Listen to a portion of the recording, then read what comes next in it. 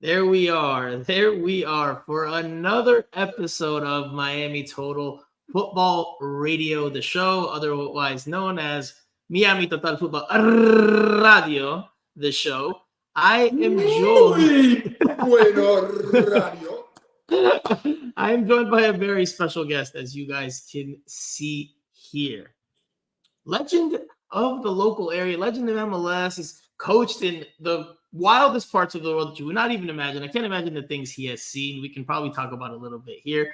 Thomas Rongen, who is also an Inter Miami commentator for the radio show and the radio broadcast. He's got the new training top on, the Marvel training top. If you can see it there with some of the Marvel characters, Kick Childhood Cancer. Yep. He's very, very proudly wearing it. My name is Franco Panizo.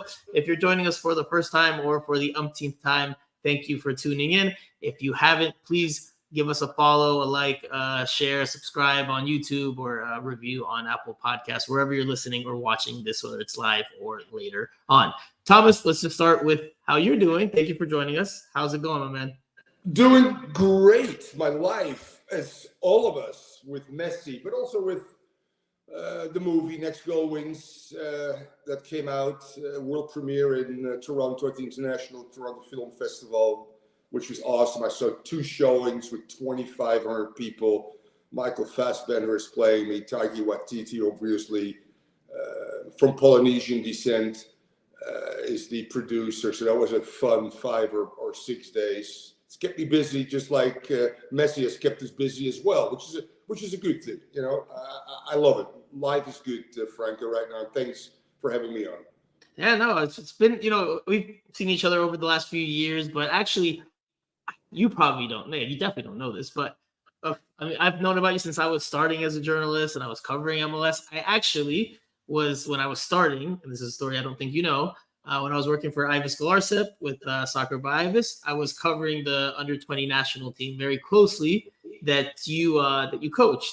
And I was very eagerly looking forward. At that point, I was, 23, 22. What years were those, Franco? 2011 was when the under-20 World Cup qualifying tournament happened. And I was like, God. You had a very talented team. You caught me on the down spiral, actually, you know? You had a very talented team. I was very much looking forward as a young 20-year-old to go to Colombia to cover that under-20 World Cup. And the under-20 team did not in Guatemala, correct?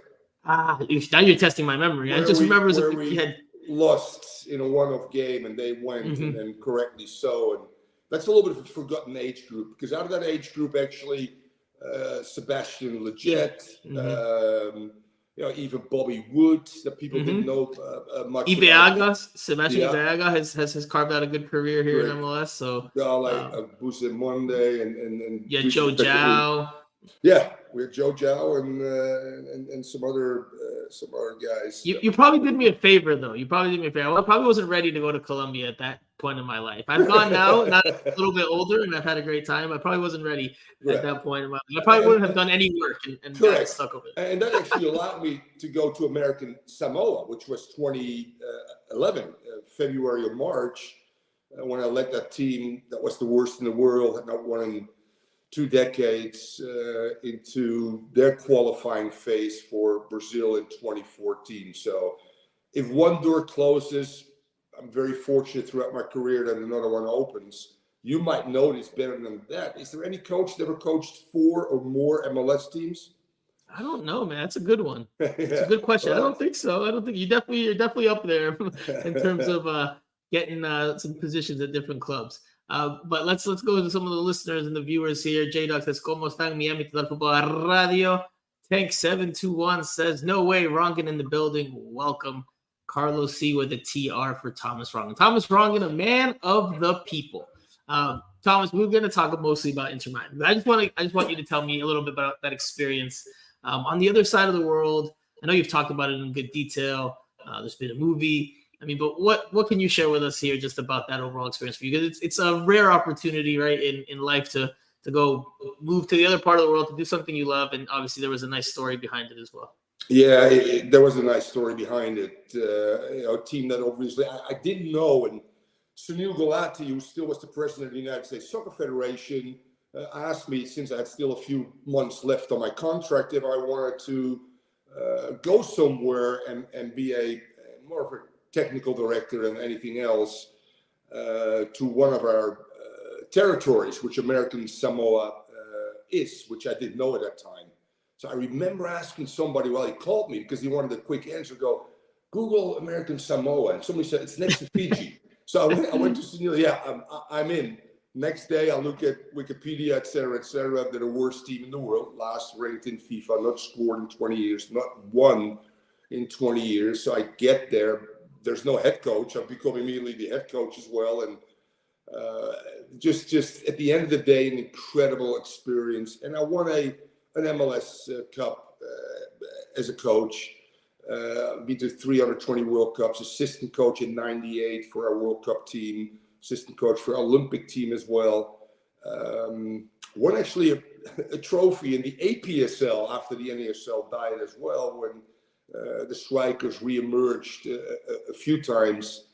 But this was just a wonderful experience that was put together first in a documentary by two young British filmmakers that were there before I even arrived. And their whole thing was, what makes these people tick to come back and lose 20-0, 28-0, 31-0, right. 18-0.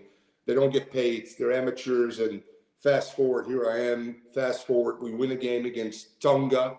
Actually, I played the first transgender in a World Cup FIFA game in Jaya Salua, which becomes next to me probably the biggest protagonist or character in that documentary. And I remember sitting at Tribeca Film Festival in 2014 when it opened up. And The Rock is sitting next to me because he's from American Samoa. He was promoting the movie. And next to him, a smaller guy that goes, and it was hectic afterwards. And he goes, I want to turn this into a movie. And I went, yeah, okay, whatever. 3 years later, I don't know if you remember, my name is Taiki Waititi. I just did Thor. I want to go back to my roots. This is a great story. I told you, I don't know if you remember, but I'm going to turn this into a movie because I'm indigenous. I'm from New Zealand. I'm Polynesian. I'm from a tribe. So I understand my people. And I want to give my people a chance on the big screen. And he casted a lot of Polynesian actors as well, which was absolutely brilliant. So again, fast forward. First he said, I wanted Russell Crowe, which is my best buddy, to play you, but he's so overweight he can't do it, so it's going to be Michael Fassbender. So I go, okay, that's cool. Not really understanding till this build-up. Obviously, it took years with COVID to make the movie, and then finally see it in Toronto with an audience that cheers, that cries, because it deals with my daughter's death. It deals with some taboo topics like Jaya, for instance, which is part of the Fa'afafina population in Polynesia, where third gender is very much accepted, and religion. I was not raised as a Catholic, more as an atheist, so that's another undertone there that I started embracing religion and more spiritual. I finally cry, which I had not done since my daughter had passed. She was a freshman at VCU. I wore her VCU hat. Michael Fassbender is wearing the VCU hat. I've worn this armband. She had a saying, she was beautiful, make it happen, which he wore in the movie as well. So there were a lot of cool moments for me, but more so for the Polynesian people. I think that Taiki Waititi's trying to put his people, as he claims, on the map. So wonderfully done. A little different. I took a different road, obviously, which is Hollywood. I was first the bad guy, and then I become the good guy, and we win a game. So all good. If Michael Fassbender is playing me and Taiki Waititi has become a friend of mine now, I go, all right, at 66, that's not a bad place to be.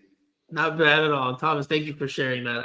I know there's a lot to dissect there and a lot of layers to all of that. So I appreciate you taking the time to dive into that a little bit. But let's talk some Inter Miami here, because there's a good bit to talk about. The most recent game against United, the game coming up against Toronto FC. Before we get into the football, the soccer stuff. We have to talk about one of the most important topics of the last few days regarding Inter Miami, and it's this thing right here. This awful pizza that Lionel Messi posted on his here's a better look at it. Here's a better look at it that he posted on his Instagram the night before the game against Atlanta United, when it was already being reported on social media that he was not going to be traveling with the team, not going to be playing. So he took the social media after that report came out and posted this awful looking thing. It's Argentine pizza, which is a different type of pizza, but I mean, it's gotten ripped plenty there. I mean, okay, it's getting ripped. Listen, I was born and raised in downtown Amsterdam, so meat and potatoes. Pizza was not part of our culture till I got to this country, and all of a sudden, teammates from Chicago, New York are fighting who makes the best pizza, and the guys in Chicago, it's us, and Philly's cheesesteaks, New York claim they make the best pizza. I'm sure that you know better than I do that maybe this is a real Argentinian thing. It is. It just looks. Look at that thing, man. That thing is hideous. It doesn't even look appetizing. I know.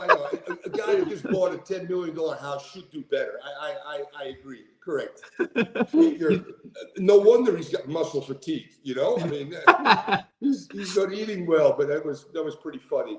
And by the way, anything Messi touches or goes to, apparently the pizzeria since then have lines around the block for people to order the same pizza. By the way, the Messi effect is just not just on, but also very much off the field, as we know, Franco. Unbelievable, yeah, but not a great choice. It's a Argentina fugazza. Fugazza. Carlos says, thanks to the post, I discovered Argentine fugazza, so it's not all bad. I mean, listen, I've had Argentine pizza, and it doesn't taste terrible, but that one just doesn't look good. But Messi is very, very much Argentine, very, very proud of his roots. So, it is what it is, but it was an interesting talking point there for Friday night. It was entertaining. It was entertaining, and it carried over to Saturday. I mean, a lot of programs spent a lot of time on it. The Golazo actually did a whole dissection of his thing, which is pretty cool, actually. So again, Messi just reaches out to all phases of life in our society, even if it's pizza. It's amazing. The most covered pizza probably in recent memory. Yeah, definitely in MLS history. History. But let's talk about on the field. Messi did not play, did not travel. Neither did Jordi Alba for the match at Mercedes-Benz Stadium in Atlanta, Georgia, which I attended. I traveled up on Friday night and landed as the news was breaking that Messi was not going to partake. We'll talk about that here in a little more detail. You've been a coach, so you can maybe shed some light into. The buddies in Atlanta were not happy with you, huh? My buddies in Atlanta were not very happy with me. I have Peruvian buddies who are Atlanta United fans. They have the jerseys and everything, but they're very South American and very much big fans of Messi. They paid a good amount of money to go see Messi play. Did. And, they weren't the only ones. There was a good amount of people that were looking forward to see him play. Yeah. I have a distant cousin who wrote me on Instagram and in Spanish. She was like, "Oh, estoy enojada que no vino a jugar." And that's the PG version. So, she was just saying, I'm very upset that he's not here to play. But anyway, Inter Miami loses 5-2. It's the first loss in the Lionel Messi era. He wasn't there on the field, of course, but it is the first time Inter Miami has lost the game since he's arrived. And they lost by the score of 5-2. Inter Miami took the lead through Leonardo Campana. And then, the wheels kind of fell off there late in the first half. They gave up 3 goals before halftime, including an own goal from Kamal Miller. Second half, Inter Miami early pulls one back through another Leonardo Campana goal, this time off a penalty kick. It's 3-2 at that point. Inter Miami had some good moments to tie the game potentially, but they get caught on the break, give up a fourth, and then give up a fifth late on, and it ends up being an ugly defeat. And again, the first one in 13 matches for the South Florida side. Puts a dent into their playoff push. But Thomas, just your overall takeaways from this one. And again, we can talk about the Messi and Jordi Alba absences in a little bit, but just collectively, what did you think about this one for Inter Miami? Yeah, I think that Inter Miami obviously made a very conscious decision on this one based on the past and also the future. Let's be talked about, obviously. The Open Cup is huge. I don't think making the playoffs is a long shot, but Atlanta, who, by the way, in the summer made a few good additions and is a very, very good team.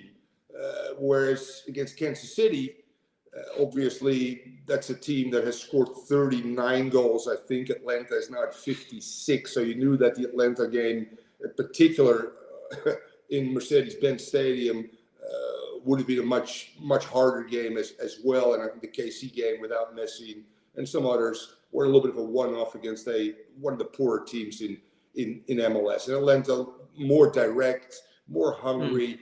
Yeah, the VAR decision put a little bit of a gut punch in Miami's momentum. And we still don't know for the mere fact that, because there's no 100% evidence due to the fact that, which is amazing in this day and age, there's no goal line technology. But in saying that, Atlanta was just on the day so much better. And in particular, where we struggled over was out wide.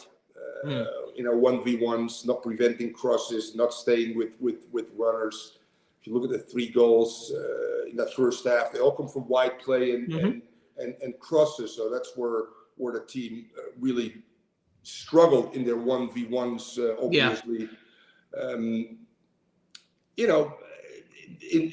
In saying that, we got to talk about, obviously, the absence of Messi. And I got some experience when I first came. Thomas, before you give me that, because I want to share and hear what Tata said post game about the game itself. Before we dive into the Messi and Jordi Alba absence, because that's going to take us into a snowball effect of this Wednesday's game. But let's listen to what Tata said post game about just his overall analysis on the game. He, of course, talks about that controversial first goal, which, I'm with you. I don't think it should have been called a goal based on what we can see. Again, that's what we can see. The linesman has a better view of it, of course. It is a little bit mind-boggling that MLS doesn't have goal line technology. From what I can see in the multiple replays that you can see, and from what I saw live in the stadium, from what I saw live, not live, but on the rewatch that I did when I got back on in front of a TV, I don't see how that ball goes in. I just don't see where the ball fully crossed the goal line. And where we sit in the press box here, actually, you know what? I'll play that first. Where we sit on the press box in Mercedes-Benz Stadium is right behind that goal. So I had a pretty clear look at it from up top. Obviously, I'm not in line with it like the linesman is, but I just didn't see any play or any angle live or afterwards that suggested otherwise. But let's take a quick look at what Mercedes-Benz looked like from my vantage point and the atmosphere that was there on hand on Saturday evening.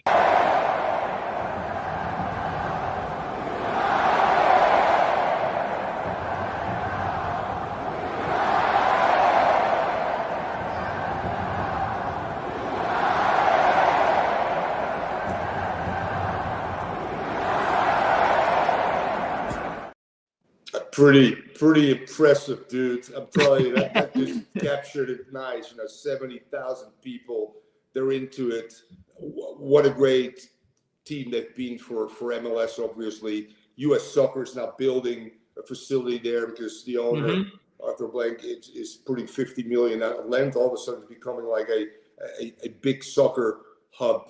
Although, in terms of sports, I think Miami is the town in the world right now to be it the Heat, be it the Dolphins right now, be it some of the collegiate teams, the Panthers, and now Inter Miami. That's the place to be. And you know what? Yes, the goal was somewhat controversial, but at large, Inter Miami deserved a bit of a spanking against a much better Atlanta United. Absolutely. Atlanta United executed their game plan better than Inter Miami could execute their game plan, right? Atlanta United was able to impose their will on Inter Miami more so than Inter Miami on Atlanta United. Listen to Tata now on what he thought post game in the immediate aftermath. Ese fue el 1-1 y en definitiva nosotros después de ahí nos desorganizamos. Como decís vos, las transiciones nos dolieron mucho, las pérdidas de inicio nos dolieron mucho. Como suponíamos, Atlanta es un equipo que va sin lugar a dudas a pelear la liga y a veces no alcanza con controlar media hora de partido, ¿no? Hay que ser mucho más consistente, como a lo mejor fuimos en Los Ángeles, pero también es cierto que en Los Ángeles sufrimos y el rival a lo mejor no tuvo contundencia y creo que Atlanta hoy ha tenido, además de jugar bien, mucha contundencia. So for those that don't speak Spanish or don't understand Spanish, I'll do a quick, paraphrase of what he said there. He talked about just them struggling after the first goal. Talked about being having a tough time in transitions, defensive transitions, dealing with crosses, and then he goes into saying something that I think is noteworthy that maybe wasn't talked about enough. Generally speaking, I think in the post game is that Atlanta United was clinical with the chances it had. Where other teams have had opportunities to put Inter Miami away and they haven't taken them. LAFC is the team he really mentioned there. Atlanta United was clinical with the opportunities it got. Yes, you could talk about, again, the controversial opener. You can talk about another controversial goal later on, which may have been offside, may not have been offside. But nonetheless, they took their chances well, and they made Inter Miami pay. No perdonaron, as we say in Spanish. They didn't forgive or pardon Inter Miami for the mistakes they made. So Atlanta United did something that other teams haven't done, which is be clinical. And like Tata said, they also played well in addition to being clinical. So that helped them come out with the 3 points and left Inter Miami with the that's a great point. And let's go all the way back to the first game, Cruz Azul. If Cruz Azul is clinical, it's 3-0. Game over. There's no Messi magic. And we've been somewhat fortunate in some of the games, not all games, quite frankly. I think the Drake calendar prior to these two games with a few clean sheets did not have to come up with acrobatic 5, 6, 7, 8 saves like he did, pre-Messi and Tata Martino. But yes, that's a great observation. Probably the 5 goals, they probably get, 6, 7 good looks, and you score 5. That's a pretty good percentage, no doubt. Right. Inter Miami had 3 shots on target in this one. 2 of them were put away. By the way, that first one from Leonardo Campana, it was one of the bright spots of the game for me. Obviously, a heck of an individual moment. And I think it also helps illustrate, some of the struggles Inter Miami had. Because while, yes, they did take the lead, and while, yes, they did trim the deficit to make it 3-2 and get within reach there in the second half, the first goal comes off of a shot from distance. It's not really from the collective run of play where they're breaking down the opposition, right? It's a shot from distance from Dixon Arroyo, hits the crossbar, falls to Campana on the rebound, and then he does his flick, right? So took Miles Robinson inside out, took his soul, actually, I'm not surprised you only gave Leo Campana 7.5, by the way. What's got the guy to do with a brace? Back-to-back braces. I need a little more. I need a little more from the run of play. Against Kansas City? I'd have to go back and look. I can't remember. Probably a 7, or maybe an 8. I don't, because he gave a little more from the run of play. And again, it's not just on Campana. Like it's like player ratings, yes, based on them for me, but it's also based on the collective, right? Like if the team doesn't play well, then he's gonna have less chance to influence the game. I thought he was confident on the ball. Again, but that's what I mean. The team didn't play well, and he still scores 2 goals. Absolutely. That should put him at least at an 8. Come on. I like it. That's what player ratings are all about, man. I love the player ratings, dude. That's a big topic of discussion. I like, a little old school style. But yeah, in general, Inter Miami just wasn't good enough with the ball in this one. They, on the rewatch, a lot of long balls. They had to deal with the Atlanta United press that just didn't let them be as comfortable as they wanted to be. I thought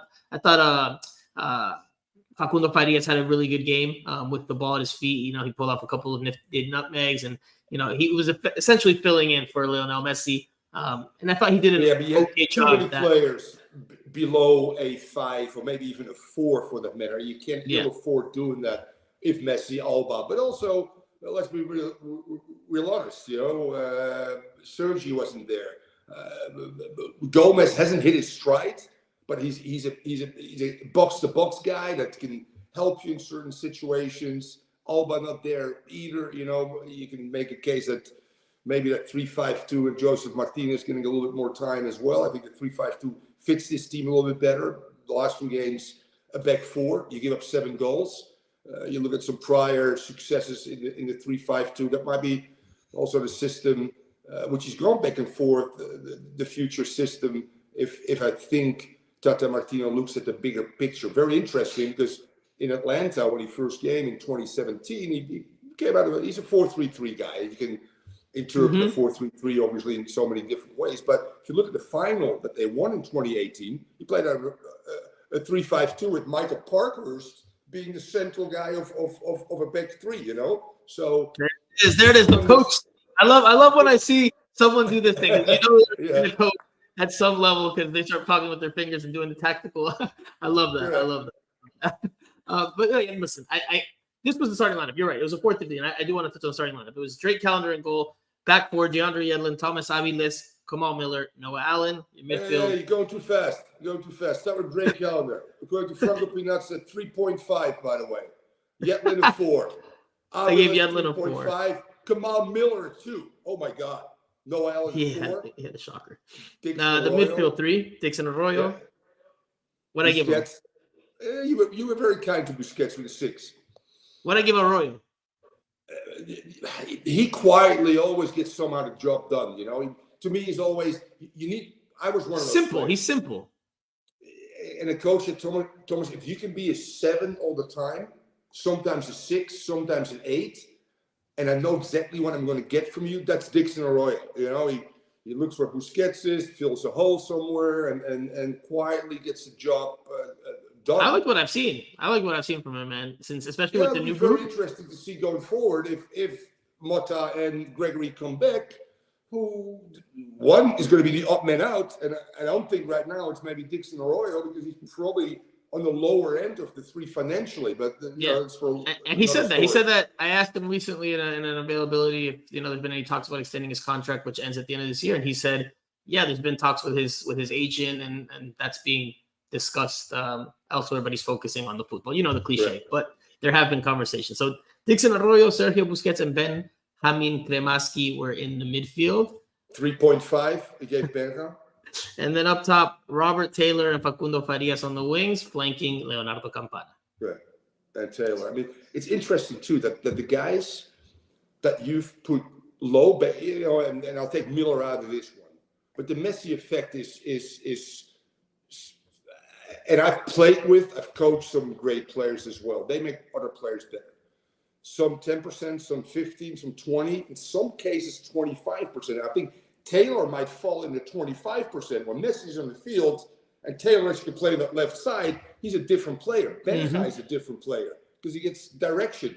Yedlin is a different player. You know, when Messi is on the field as well. So pretty good with your performances. A little harsh on Kamal Miller with a 2. But right. Kamal, listen, I like Kamal Miller. I think he deserves a contract extension offer, whether he takes it or not at the end of the season, whether he wants to go to Europe or not. I think he deserves to come back. But I think this was, I put in the player ratings. This might be his house of horrors. I'm only kidding. He goes from an 8-9 game ago, or 2 games ago. He was you remember the 3 breakaways, and he's just able to do it. And yeah, it was just collectively poor. And then 3 or 4 guys that normally are pretty good are around at least a 6, including Benja and Kamal Miller, are just way below. You can ill afford doing that without already not having Messi, Alba, Sergio Christoph, Martinez, Gomez, etc., etc. I put up the heart right there here on the screen because I love that you're talking player ratings with me because I love talking like the scores and debating about it and I love that you've dove into that with me. I appreciate that. My co-hosts don't normally dive into player ratings too much in detail. They don't really they're like, okay, but I appreciate that, Thomas. I might have to have you on here more often, as a matter of fact. But you touched on the big talking point going into this one, and that was that Lionel Messi and, of course, in addition, Jordi Alba did not travel and they did not play in this one. So before we dive into it, and you can shed some insight as a former head coach, what type of things go into making this type of decision.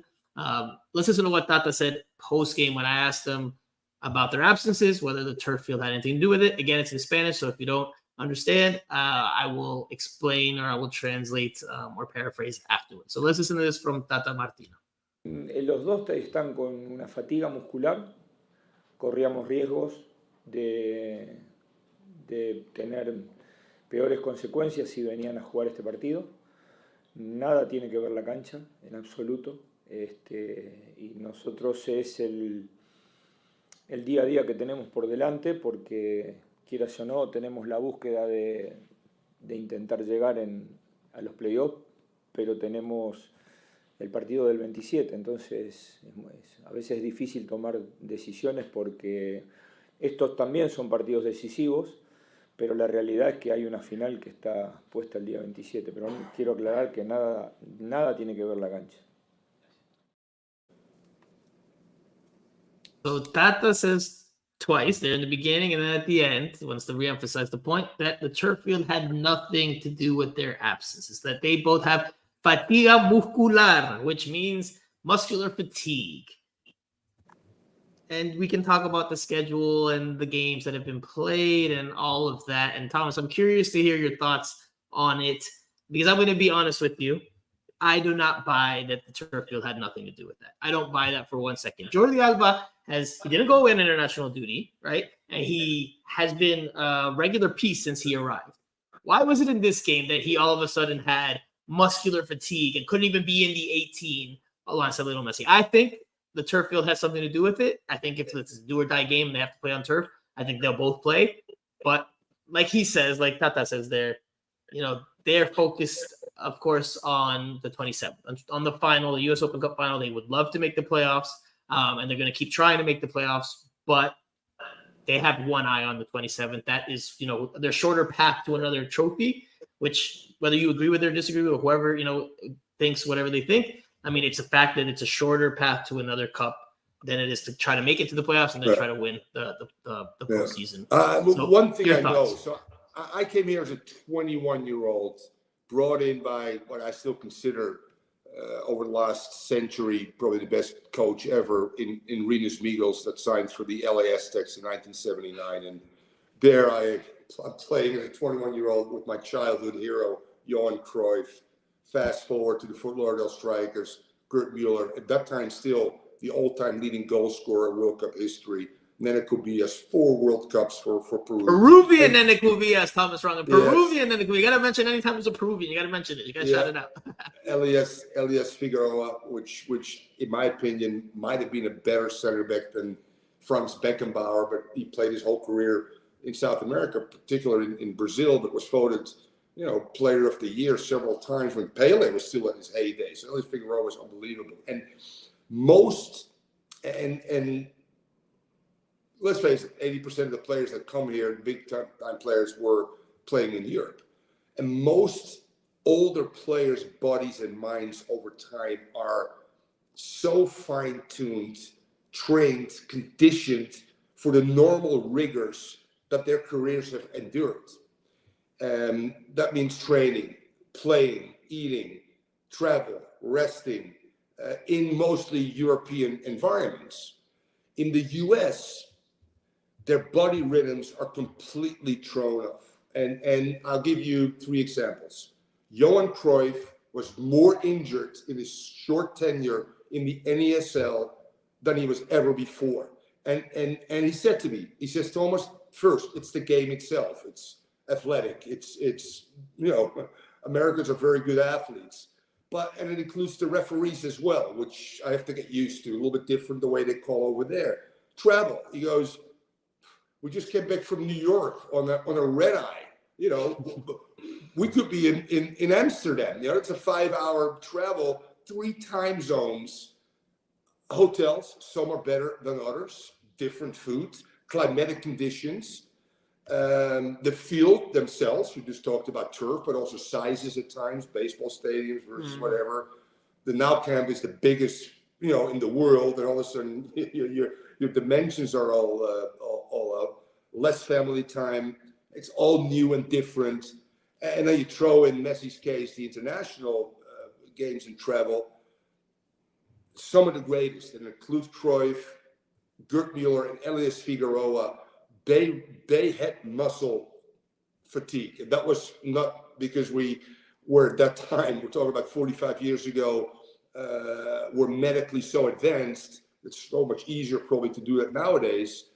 And physical and also mental fatigue led to injuries because these guys wanted to play all the time, had to play all the time. A lot of pressure from the ownership group and the NASL for these big players to show up each and every time.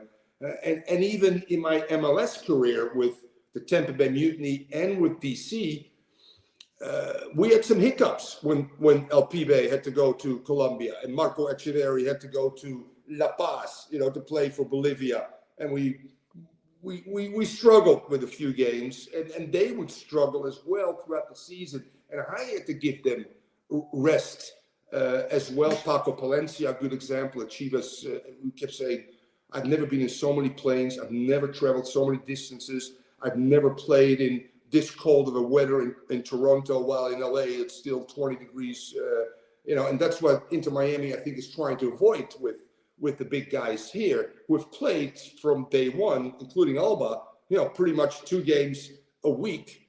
And now Messi's going to travel to, and he still goes with the team. Yes, he doesn't play to Bolivia, La Paz. I've sat in a runway in La Paz, and I'm bleeding because the air is so flipping thin, it just bursts your, it's insane. So did the turf play a role in that? I don't know. The one thing I know is all these guys love other sports.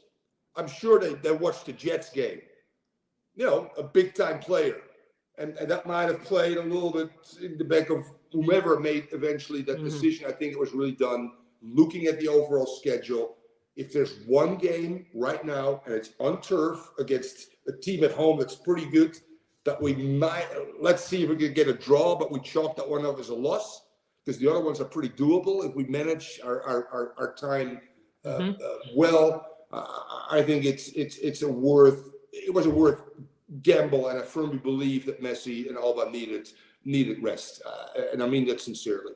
I appreciate the insight there tremendously, because when coaches come out and speak publicly, and I'm sure when you spoke publicly and you were the head coach, I mean, you would say you would go in for the 3 points, you're going for the win in every single Absolutely. game. But when you're behind the scenes and you're really making your plan with your technical staff, that there's going to be some games where you might have to sacrifice a bad result because you're thinking bigger picture, right? So I appreciate you sharing that, because it's not something that obviously gets talked about all that much openly in terms of public discourse. So I appreciate that, because listen, that might have very well been the plan. And if you listen to Tata Martino's second quote that I'm going to share with you in that post-game press conference, he dives into it a little bit more, because this previous quote, te deja entender, he lets you, you can insinuate that he's putting up more of a focus on the Open Cup final than on trying to make the playoffs.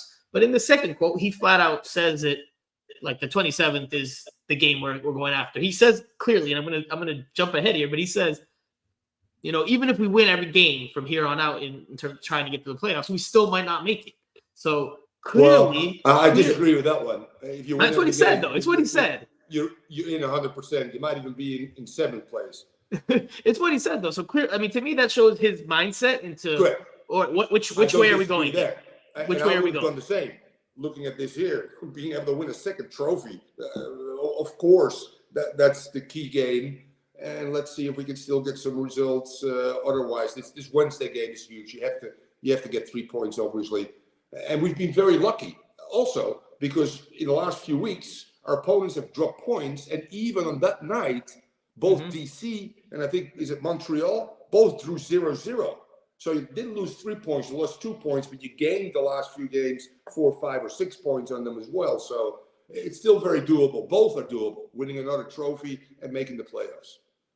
We'll bring out the calculators in a little bit with the standings, but let's listen to Tata's second quote post-game, where he lets it be known. 43.5 it will take, maybe less. 43.5. 43.5. All right, let's listen to Tata here on focusing on the final, and we'll dive a little bit more into Messi and Alba's absences. A nosotros nada nos cambia el panorama de cómo va a entrenar él, no tenemos urgencias. Si está bien y confiado, sobre todo, puede llegar a jugar, pero si no pasa esto, esperará unos días más. Y como dije, es muy difícil porque la final es un solo partido y estamos ahí, y es muy tentador ir por un título. Y acá son 7 u 8 fechas y incluso si las ganaríamos todos, tampoco por ahí tenemos la certeza de poder entrar, ¿no? Es decir, empezamos esta carrera lamentablemente muy, muy atrás. No la vamos a abandonar, pero está claro que sí, la mirada está puesta en el 27.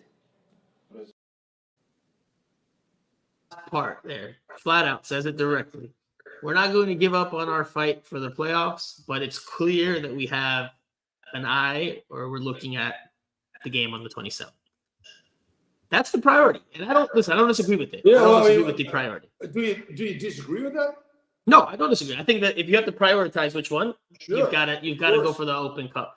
And Ryan's never won the Open Cup before. It's a chance to win a second trophy this season. If they had won the Open Cup before, maybe I'd be like, all right, you know what? They've done that. Try to go for the playoffs.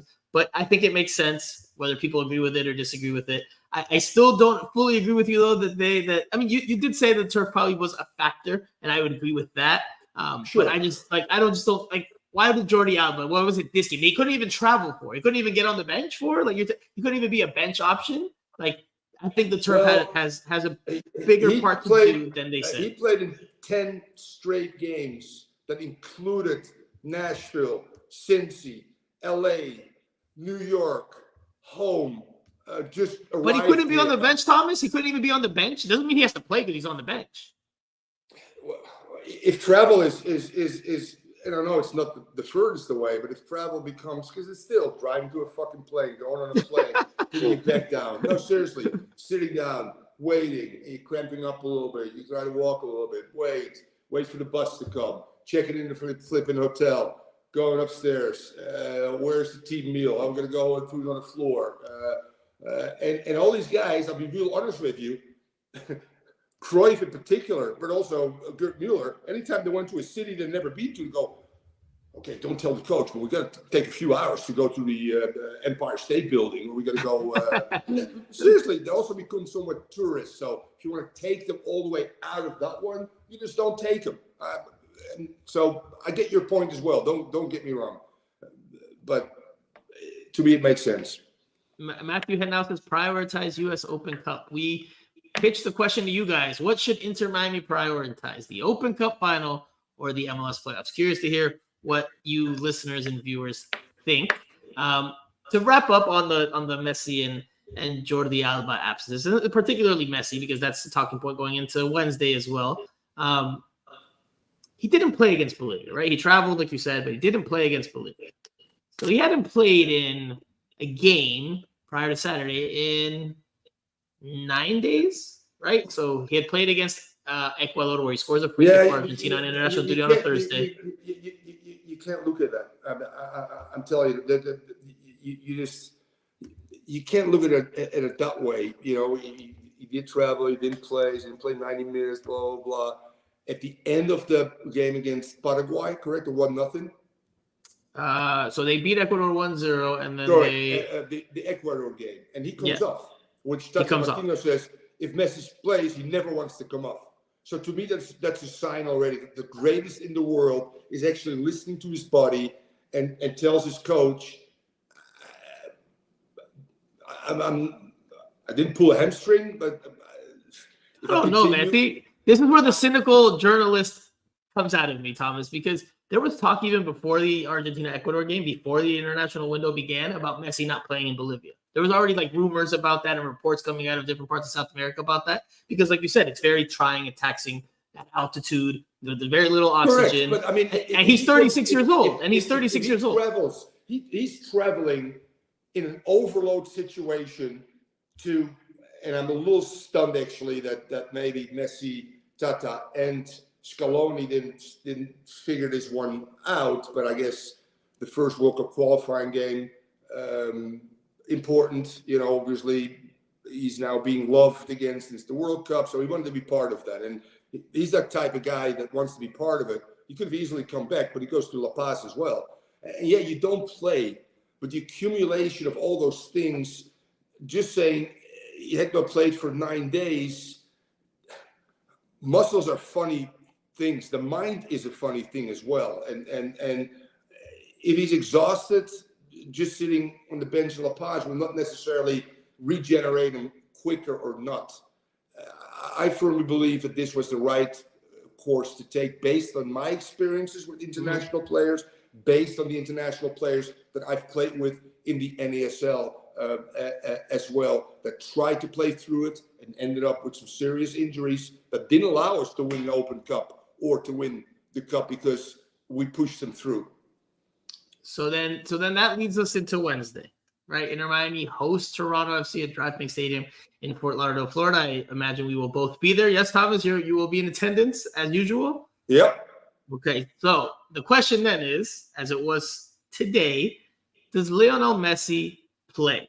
Will we see him? I'm not saying is he starting. I'm saying does he play in this one? If you say yes, then we can go into whether he starts or not. We can look at the remaining schedule before the Open Cup final, which includes a Clásico, a Sunshine Clásico, a derby game on Sunday at Orlando. So a quick bus ride up. Or even quicker flight. I think they'll take a bus, though, if I'm not mistaken. Usually take a bus. Maybe they'll take a flight. I don't know. Maybe they change things with Messi. But this is what Tata said today. We didn't speak to him. He did not speak to the press today, which is not the norm, right? Normally the coach speaks before a game. He didn't do a press conference or a scrum today at practice. If Messi has muscular fatigue or fatiga muscular, Tata Martino has fatiga vocal. He's got vocal fatigue because he's been talking a whole lot, doing interviews post games, pre games. He's been doing a lot, and there's been a lot of matches in short succession. So he didn't speak, but we were given a prepared statement on his behalf in English and in Spanish. Since he's all his comments that I've shared so far on this week's episode have been in Spanish, I will share with you guys the English quote, and it says, "Every player on our roster wants to play every match. That is our mentality. No, that is the mentality of our group. We have a lot of important matches in a short window of time, and one of my responsibilities as the coach is to care for my players and help them make the hard decisions that will give us the best chance of keeping everyone healthy during this busy run. Beginning on Wednesday, we have 6 matches in 18 days, which is 1 match every 3 days, including the Lamar Hunt U.S. Open Cup final. Regarding Messi and Alba, both players will train in the full session today with the team, and after that, we'll see if they're available to play and to what extent." End quote. All right. Thomas, what does that say? Reading between the lines, what does this really long, which you can clearly tell, I have to say this, it made me chuckle when I read it. I get it completely, but it made me chuckle. Right there where it says, we have 6 matches in 18 days, which is 1 match every 3 days. That was very well done by the PR team, because just trying to get the math in there, like, oh, by the way, 6 matches in 18 days is 1 of every 3. Like, that's definitely a PR thing. I don't think that Martino was 6 matches in 18 days, which, by the way, is 1 every 3. So what does that say to you? Just overall, what does the overall statement say to you about what we might see on this day? The ideal scenario is towards the end of the season when, let's face it, Champions League is starting, so teams are starting to play 2 games a week in Europe as well. But at the tail end of the season, you get normally, when it all shakes out, a game a week. The ideal situation is for him to play on Wednesday, as many minutes as he can, get some time in Orlando. I don't think you want to go less minutes now. 90 in a very tough game on the road against Orlando. That's a physical team that wants revenge as well, and then have to turn around because it's a Sunday game, correct? Yes, it's a Sunday game. And I'm playing Wednesday. So ideal rhythm for players is a game a week. Not always possible. But now you get, again, yes, Tata maybe doesn't know the 6 and 18, but he knows there's a lot of games coming up and stuff like that. So I totally understand, because it's not just Busquets needs a rest sooner or later. Let's be real honest. So again, I don't know Messi's mental or physical state. None of us do. Sure. But there's something obviously of a little bit of a concern. I don't think the whole Atlanta story is chalked up to bullshit and turf and whatever. I think he needed a break.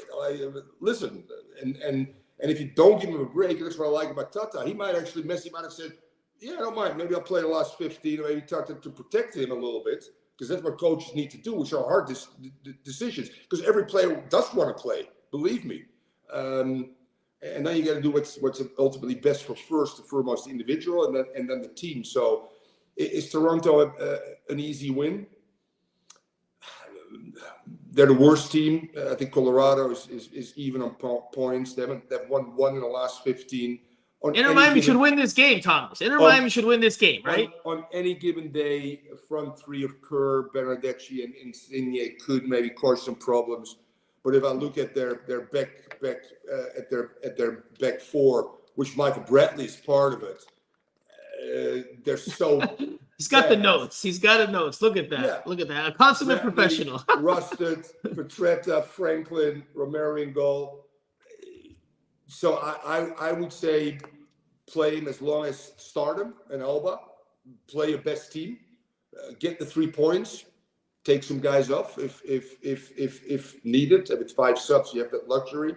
And then just look at the Orlando game and see how everybody feels with the knowledge that you play in Orlando, you travel back, so you're home, shower, blah, blah, blah. Are they driving? Are they flying also to Orlando? I don't even know. Normally, in the past, I believe they've driven a bus 3 hours as opposed to the flight, but I don't know if that changes with Messi. So again, let's say even if you fly, and I've flown once or twice with him, you're still talking about 1 to 3 a.m. you come in, all right? Mm-hmm. Then you got to make a decision. Do I just give him the whole day off, let him just sleep and whatever, come back on Tuesday and play on Wednesday? I've got 1 day of preparation. So they'll come in on Monday, a little bit later, do a regen, go home, and then on Tuesday, tactically prepare for a Houston team that haven't played this year, and then try to put your best 11 out there that can get a result. So that would be the ideal situation. Get time with Messi and Alba.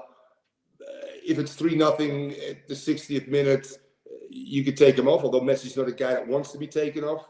But I think he also understands now what the magnitude of next Wednesday is, and then Orlando is a game that you can, I would say, you allow the game to dictate how much minutes he's going to get off the bench. I would start him on Wednesday, bench on Sunday. If we need him, last 20 minutes, let's give him a little bit. Let's keep him, somewhat part of. That's another thing too. You go through rhythms and trying to stay sharp and stuff like that.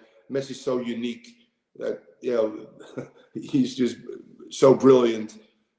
I needed games. I needed dogmatic minutes every game in order to sustain a certain level. He doesn't, but only time will tell. It will be interesting because you're right. They haven't come out yet. There's still this feeling that maybe he won't play. Mm-hmm. I don't know.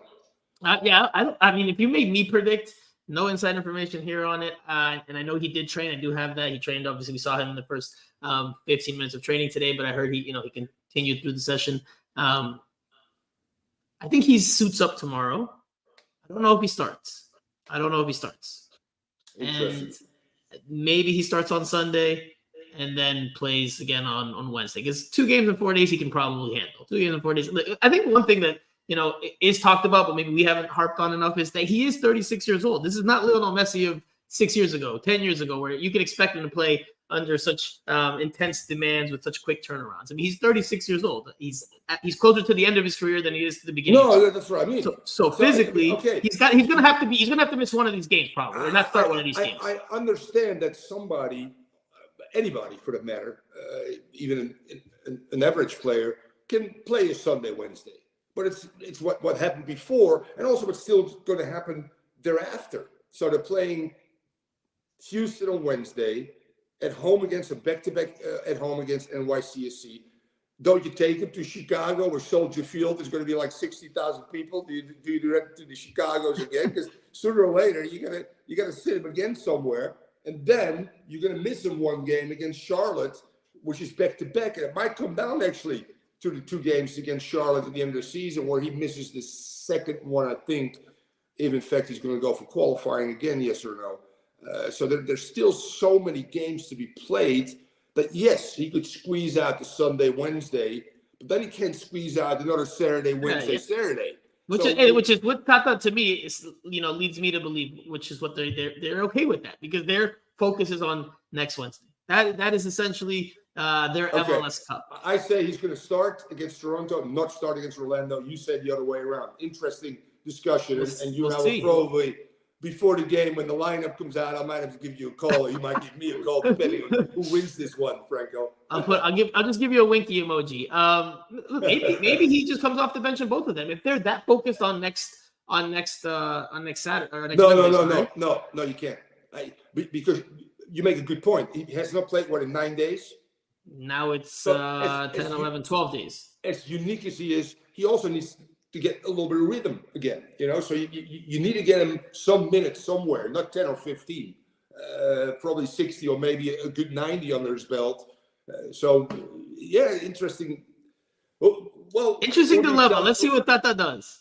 Correct, exactly. Let's see what Tata does. Now, before we get into a little bit of the matchup here, I guess let's just go into it. Let's because we're getting close to an hour here. So we'll talk a little bit more about the matchup in a little detail before we wrap up here. But this is the playoff standing right now today. Inter Miami has remained in 14th place. After this weekend's result, Thomas is putting his glasses on. After this weekend's result, Inter Miami stayed on 28 points. Oh, yes, 28 points through 27 games. They are 7 points shy of 9th place DC United, which has 35 points. So 7-point difference with 7 games to go in the season to get into the playoff picture. Thomas, you said it's not impossible. I think 8th is still doable. Montreal against Cincinnati, away against Atlanta United, Orlando, Houston, Portland, and Columbus. Montreal's got the toughest schedule out of us, DC, and Montreal. DC actually is, and we're not playing either one of them because those are 6-point games, obviously. DC is actually not in that bad of a shape. They're playing at home against Atlanta United, by the way, could help us because they played Montreal and DC both. DC at home against Atlanta, the Red Bulls, away Vancouver, Austin, NYCFC. So DC might actually have on paper an easier schedule. I'm not concerned about the Chicagos, the Charlottes. We're playing Charlotte twice. We're playing NYC. It really is Montreal and DC. And 8th place, home field advantage. I firmly believe it's doable, even if you put all your eggs in next Wednesday. This team still is capable against some opponents, as they did against Kansas City, to get some results. In particular, if you add Alba to the mix, you add, I don't know where Gomez is at with his injury, obviously, and Sergi and Joseph, and you go back to your 3-5-2, which also eliminates Messi total defensive responsibility, or 5, whatever you want to do it. I think both are doable, and that includes resting Messi here and there a little bit. I think both are very, very doable. So I'm going to ask you to sacar la calculadora and take out the calculator and a little bit more. Battered Herons here says they'll make the playoffs. They can still lose to Orlando and make it. So they're of the belief that Thomas has. Look, I've said from weeks ago that I don't think they make it. On last pod, I said it's looking like they might. But I still am going to stick to my guns and say that they don't. I think that they just will miss out. And this is why. There's 7 games left. They are 7 points back. That's at least 3 games, right? 3 games worth of results. 2 wins and a draw. 2 games in hand on DC. But games in hand don't necessarily mean points in hand. That doesn't mean points in hand. No, but fair enough. But if you've won 12 out of 13, the chances are that you pick up a few points here. But if you're starting to put a big emphasis on next Wednesday, that means you're going to make some sacrifices when it comes to your regular season games. And look, I tweeted this today. I don't know if you have the same thought. I think the team has enough quality to and they've shown that against the Red Bulls when they were up 1-0 without Messi. Messi made a late appearance. They showed it against Kansas City, which is a poor team. So yeah, you get smacked one game, which is actually great to get smacked 5-2. That's a real, sometimes because complacency starts setting into with this sort of, okay, we're back. I think. Go ahead. Sorry. No. It's a good point. It's a good point. So I just think if you're going to put so much focus on next Wednesday, there's going to be sacrifices that in other areas. And this is what I tweeted today. And I think it sounds like you agree with me. Messi was the big reason why Inter Miami won the League's Cup. He scored in every single game. In games where they didn't play well, he scored golazos. And he was obviously other players played their parts as they do in a team sport. Drake Callender came up with some big saves. But Lionel Messi was the player that helped Inter Miami the most win that League's Cup. If they are to make the playoffs, it's because of everybody around him is going to step up and perform and give Inter Miami enough victories. Because as we can see, as we're discussing here, he's probably not going to start in some of these games. Right? He's going to be on international duty for the Charlotte game. He's probably going to be on the bench for at least one of these upcoming next 2 games. Maybe he sits out or is on the bench again in the next weekend game after the Open Cup final. So it's going to be whether the rest of the team, the other players, can deliver and get this team to the playoffs. Because I don't think you're going to be relying on Messi magic for all of these remaining regular season games. Other players are going to have to step up and deliver. This last game against Atlanta, they did not. They have in other matches, like you said before that game. So it's going to be very interesting to see who steps up or if they step up. Correct. But we're also very fortunate. No, I don't disagree with you. Regardless of what happens, 3 points tomorrow. I'm convinced of that. Orlando, hey, listen, for anybody, Orlando, what they did the last game, that comeback and stuff like that, highly emotional. Oscar Pereira, which, by the way, I brought to the United States to play in MLS. I know how he ticks. Humble brag. Yeah, exactly. But then, you know what? You play NYCFC at home. You only need Messi for half an hour to get 3 points there. Chicago away. Chicago's minging, by the way. And then you could probably do without Messi there and get maybe a draw. So I say 3 points against NYCFC. I say 3 points against Toronto. That's 6. Orlando, I would pick 1 point, but that might be hard. Again, it depends on what they're doing with Messi, obviously, the next 2 games. I think he won't play as much there. Steve Munoz says I'm with Franco. So there we go. We've got somebody that agrees. Cincy at home. Cincy's just a tough animal. And then Charlotte at home and away. That's 4 points there. So I say 4. Cincy a draw is 5. Chicago is 8 points. NYFC is 11 points. Orlando, let's just say Orlando, we don't win. So we're picking up 14 points out of the 14 points. Does that get them to 43? Thomas, let's look at the standings. Does that get them to 43? No, it gets them to 42. They would just fall short. No, because those numbers will change because the East is so bad. I could have sworn, Thomas, you said 43 and a half. You said that earlier. I told you 43.5, and I think 42 will get you in. And did I get you to 42? I just did this out of my head. Yes, you got to 42. Brilliant. You got to I should 42. go back coaching again.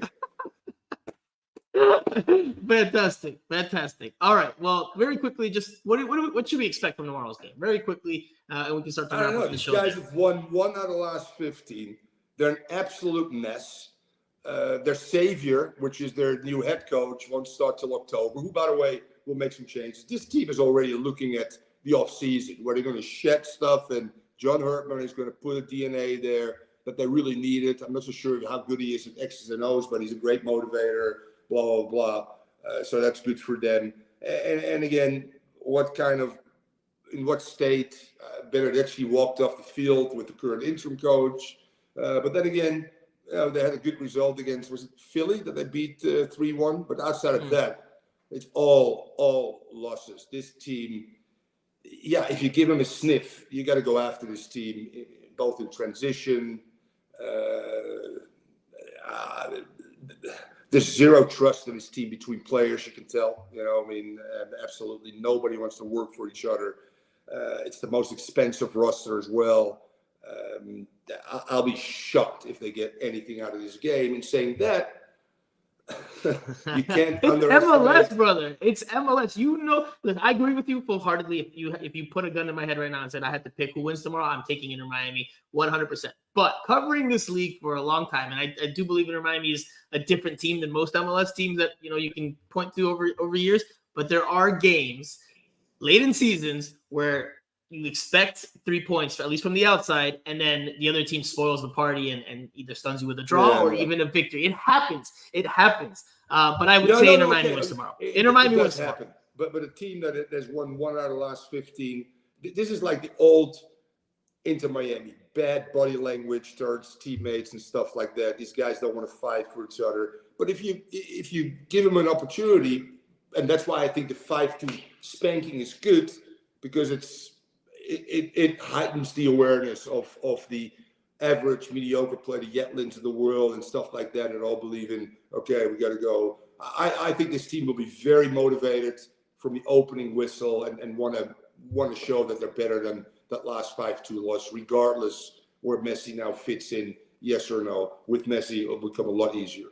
So I guess this is the last question with regards to the game is, and I think I know where you're going to go with the answer, but I ask all the same. What formation does Tata go with tomorrow night, in your opinion? Does he go back to the 4-3-3, tried and tested, or does he go to the 5-3-2? If you want to call it, I mean, I don't know if you're a 5-3-2 guy or if you call it a 3-5-2, because there's coaches that try to sell it as being very attack minded. Oh, we lost Thomas. Oh, he's coming back. I'm back. There you are. There's coaches that like to sell it as an offensive formation. I go back to the 3, and the reason being is, Toronto puts the 4-3-3 formation out there, which is Bernardeschi on the right. It's Kerr right now, the young kid as the 9, could be somebody else, Insigne. But if you look at the average positions over 90 minutes of these guys, Insigne becomes a playmaker. So it's really a 4-4-2. So now a back 3 against 2, that's ideal. Atlanta with the traditional white wingers, you probably have to play with a 4, or if you want to build in even more defensive thrust and organization, you can play 5 there, and double out wide. What we struggled on the flanks, obviously, because I say you have to go to a 3-5-2. Kamal Miller, Sergi, and Thomas Avilas, Alba, obviously, Yetlin. Again, wouldn't surprise me if Busquets maybe gets the rest of the, let's say Busquets, Arroyo, Kramansky, Farias, Messi, or Leo, or you're going to fit somebody. Kramansky didn't look good. Do you play Farias, who I love, by the way? He's very good. I'm even impressed with him. Very good play. So you got to find a way to get Farias on the field. Do you need to play with 2 holders, with the Busquets and Arroyo? Can you be more adventurous and play Busquets in there with Kramansky and Farias underneath Messi? And then again, if you say at home, Messi starts, Taylor is a good beneficiary. Maybe you play out of 4-3-3 with Taylor on that left side somehow. When Messi turns, seems to be able to find that space. Thomas, don't sit on the fence. You said 5-3-2. You stick with the 5-3-2. Don't give me a 4-3-3. I am sticking with that. Okay, I agree with you. I think they go 5-3-2. I'm glad to hear that you called it a 3-5-2, because every coach says it differently. They'll either say 3-5-2 or 5-3-2. I call it a 5-3-2. I'm not a coach, but I call it 5-3-2 because it's defensive players, even though they take up more advanced positions. There are coaches that like to sell it as a more offensive-minded formation, so it doesn't look so defensive. But it's all a matter of perspective and philosophy. That's why we love the beautiful game. It's all a matter of perspective and philosophy. All right, so we both think that Inter Miami wins. We both think they come on a 5-3-2. You think Messi starts. I say he does not. All right. So then before we wrap up this show, and we've got some comments here. Steve Munoz 4-3-3 because Toronto is trash. Okay, so this is what happens in late games. Though, if you underestimate a team, they can, especially in MLS, they can punch you in the mouth. But before we wrap up the show, I got to share this with the viewers, because they've been watching this podcast for several weeks now. This has turned into video, and they've seen that jersey over there. I've told them that I need something over here. I've been waiting for it. It hasn't been sold in stores. What do you got? Here we go. Here we go. Now we've got it. It's here, and we can put it now in that corner, probably before the Orlando City game, maybe before the Open Cup final. What do you have there? You got something for us? Love it. Well, I got my first 1979 LA Aztecs jersey, Rongen, doing all the dirty work for Mr. Cruyff. Ended up in Washington, D.C., hanging out with the Kennedy family who lived next door to Cruyff, where I stayed for 7 months. Yes, those are throwbacks, my friend. Wow. Rongen. Then, obviously, we go to the Strikers, where I initially was this 24, is going to be nice. But Ray Hudson was 4, and since we looked alike, I became number 6 the year thereafter. Then I had a stint indoors with Chicago Sting, baby. Look at that vintage shit. Look at that. I really like that Strikers one. I mean, I know it's home cooking, but I really like that Fort Lauderdale one. I think it's the classiest looking one of the 4 you've just showed. Yeah, like the white with the little pale yellow. It's really nice. We got another one. My autographed Tampa Bay Mutiny. Wow, you've taken me back, man. My stepdad had one of those jerseys as a kid, and he would play in it all the time. Coolest as shit. And then I was at one point in time an NASL All-Star. Thomas is reliving his days right now. I love it. Dude. I love it. I love it. I love it. I love that we get. I'm a big jersey guy. I love football in all aspects. I'm not just about the X's and O's. I love the whole culture behind it all. Oh, 100 plus. I got some impressive. Really. I got a jersey of the Hiroshima's local team when we played in Japan in 1980, and we went to the site where they dropped the bomb, dude. It's crazy shit. Wow. Hiroshima. I got Psycho. I got the Indonesian national team. I got some crazy Central American, South American teams. As a player and coach, I try to always exchange, which is cool. But you gotta get your hands on a Messi one. You gotta get your hands on not this type of Messi. You gotta get your hands on a Messi game worn jersey, brother. That's the hardest one to get.